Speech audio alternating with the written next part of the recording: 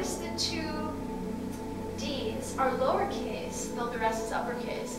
And these could be 6s, these could be 9s. Not sure. Ed would say, if you ask him, you decide.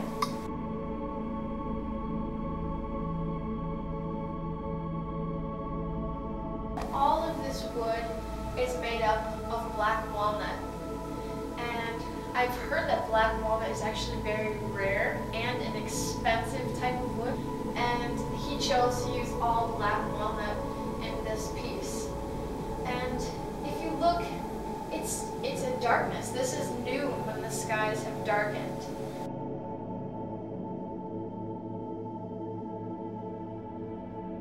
And it almost has this chaotic, static feel to it. Like if you're looking at a television when it's staticky, it has that rigid roughness to it of the darkness.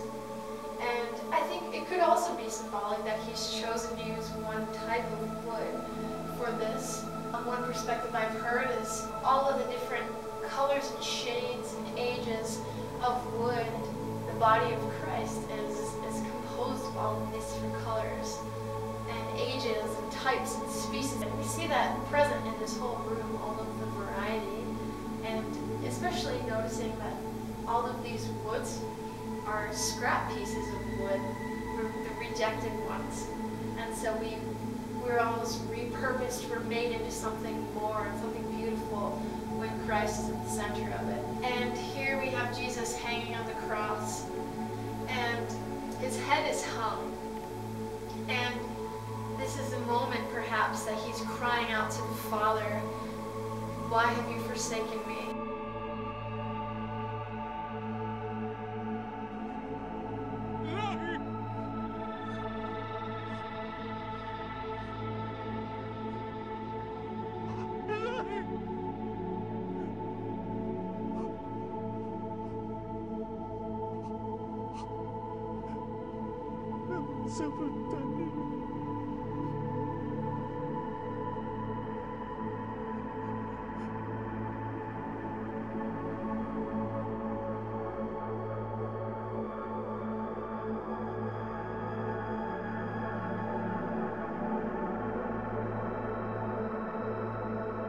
And so this is the moment when he is bearing the sins of all humankind, and the Father took his eyes away, and it wasn't the sin that was causing that pain that he felt, but it was the separation from the Father, which was the deepest pain, and he had never experienced it, being the pure Son of God. And one thing that I've noticed, when you look at his hands, in contrast with the hands of the other two thieves, you notice that his hands, they almost look like serpents.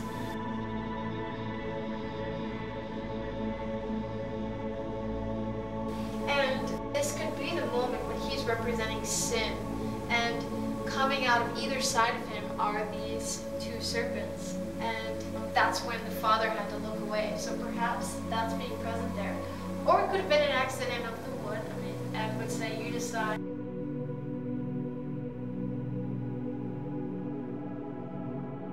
And so here you see coming into his side is a spear that this man is carrying on the horse.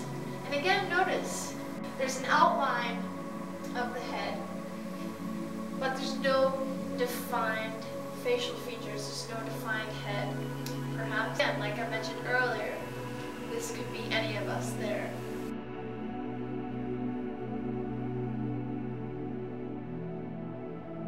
And you see that he's sitting on a horse, but if you look, the head's horse almost seems as if it's bowing. It's almost that the horse knows what's going on, and when everyone else is kind of in this state of whatever, the horse knows what's going on. And here you have one thief, and he almost seems as if he's sinking down. You can see the crow Jesus said to Peter would grow after he denied him 3 times.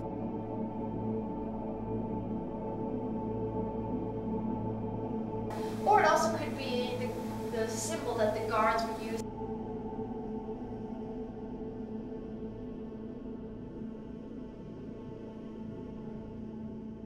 And this thief almost looks as if he's raising up. And perhaps this is the thief that Jesus said to, "Today you'll be with me in paradise."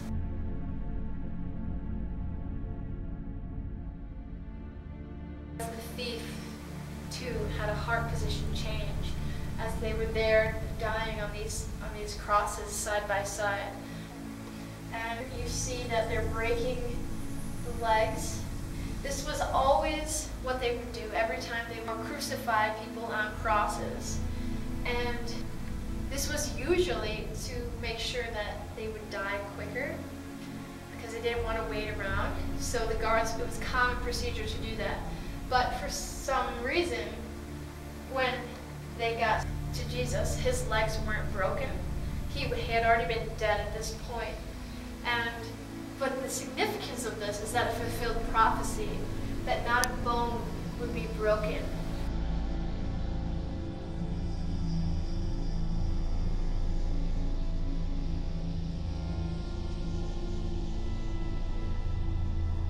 And also, you see them lifting here. This could be the sponge with the gall.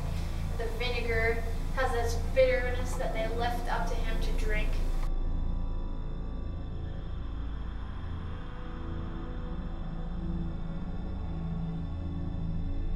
It almost has a green hue to it, and this sponge and the spear.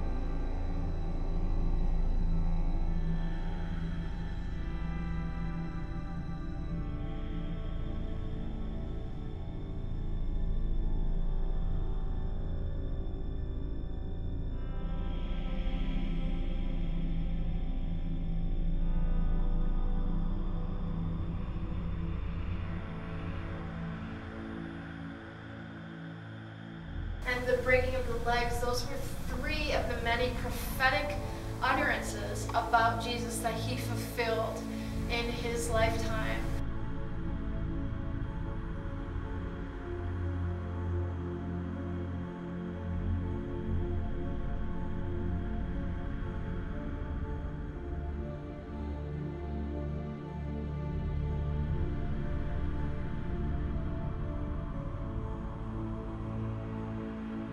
And here are 3 of them represented in this one moment.